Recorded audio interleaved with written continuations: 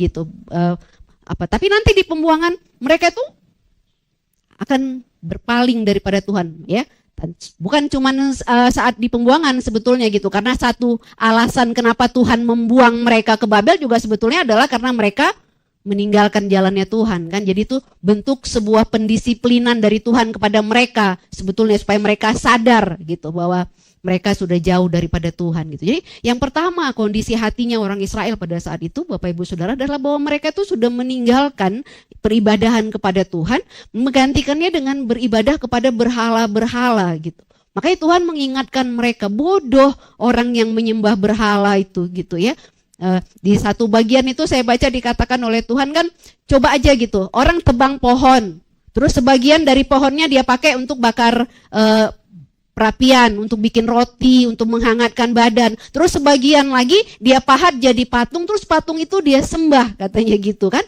Jadi yang disembah itu buatan tangan sendiri gitu. Bodoh sekali orang yang berbuat seperti itu gitu. Dan tentunya kalau orang udah jatuh ke dalam penyembahan berhala, Bapak Ibu ya, meninggalkan ibadah yang kepada Tuhan, pasti mereka akan jatuh ke dalam dosa-dosa yang lain, lebih jauh lagi mereka meninggalkan Tuhan gitu. Nah, kemudian yang kedua, kalaupun di antara mereka itu masih ada yang beribadah mungkin kepada Tuhan, atau masih ingat kepada Tuhan Allah yang membawa mereka keluar dari tanah Mesir, mereka udah nggak sepenuhnya lagi percaya gitu. Itulah kondisi hatinya ya. Kalau kita lihat di ayat yang ke-27 di pasal 40 yang tadi kita baca, Bapak Ibu, Tuhan berkata begini kepada orang Israel.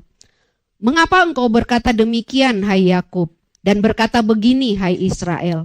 Hidupku tersembunyi dari Tuhan, dan hakku tidak diperhatikan Allahku. Jadi kalaupun dia masih ingat sama Tuhan, dia udah gak percaya bahwa Tuhan itu peduli sama dia gitu ya.